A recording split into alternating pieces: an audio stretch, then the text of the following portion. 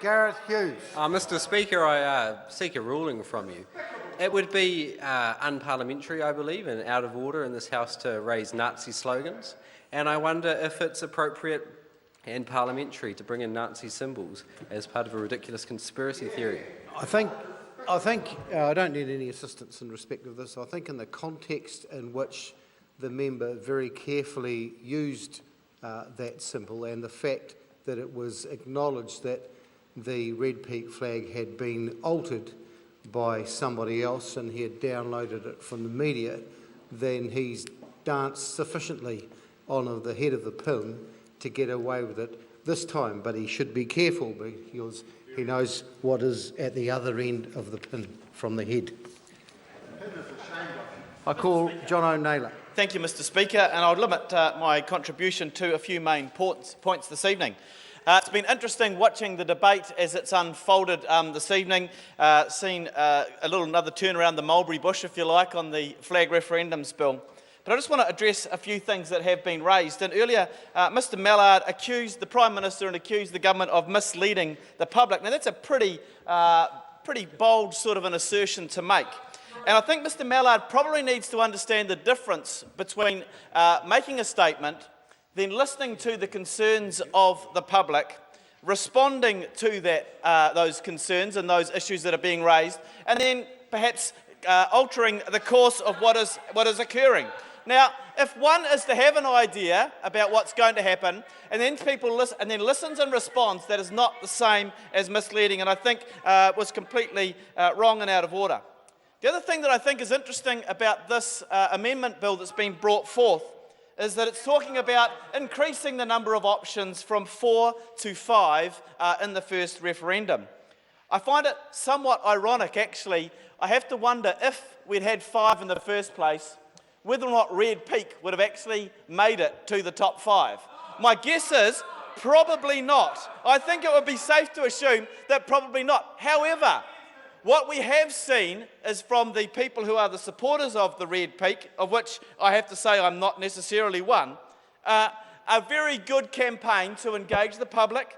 We've seen 22,000 Facebook likes. We've seen 50,000 people sign a petition and engage with this. We've seen the hashtag Red Peak really take off on Twitter, and I've got even a few Red Pekinese in my own family who actually like the idea of this being in. And so we've seen a groundswell of public opinion. We've seen the Red Peak movement achieve something that actually a lot of other people, a lot of other supporters of flags haven't. And so it has been beholden on the Parliament now to decide whether or not we think that's sufficient enough of a public voice for us to change our process and allow a 5th flag in.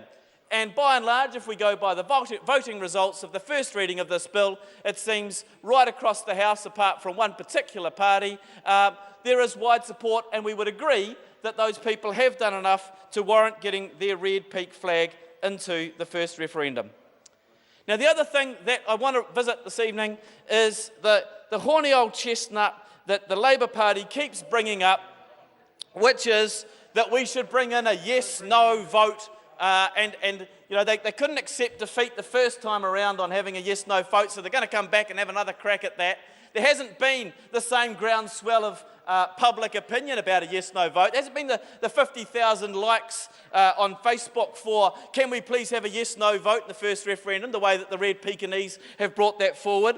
There hasn't been the same number of petitions brought forward to ask for a yes-no vote. So there's not really any point in us revisiting that. But when we get to the Committee of the Whole House, there we will. It'll be brought forward as a supplementary order paper, and we'll be moving from that. You see, the thing about the yes-no vote being introduced, it's a little bit of a tomato-tomato thing, I guess, in some respects. And Mr Hughes indicated earlier that he had some sympathy for bringing it in, but actually, fundamentally, we believe that having the yes-no vote second rather than first is the way to proceed. Now, what we've got to remember, and I left my piece of paper here with my notes on before, and someone else came along and wrote, "Don't change the flag" on there. Someone in this House doesn't want to change the flag. There's actually one or two of them, in fact, don't want to change the flag. Those people will get a vote. Despite the protests of Mr O'Rourke and the people in New Zealand First, those people who fundamentally do not want to change the flag will get a vote. It might not be to the first, it might not be in the first referendum, but it will be in the second referendum. They will get that choice, it will go through. Which brings me to my final point, Mr Speaker. This referendum process is all about the people of New Zealand having a choice in the flag that is going to represent them. They may well choose the current flag, and if that's what they want to do, they can get out there and they can campaign for that and they can promote that, and I say all power to them. And do you know what? It will be the first time ever that the people of New Zealand will have chosen that flag, and in fact any flag. And so, Mr Speaker, I commend this amendment bill to this House.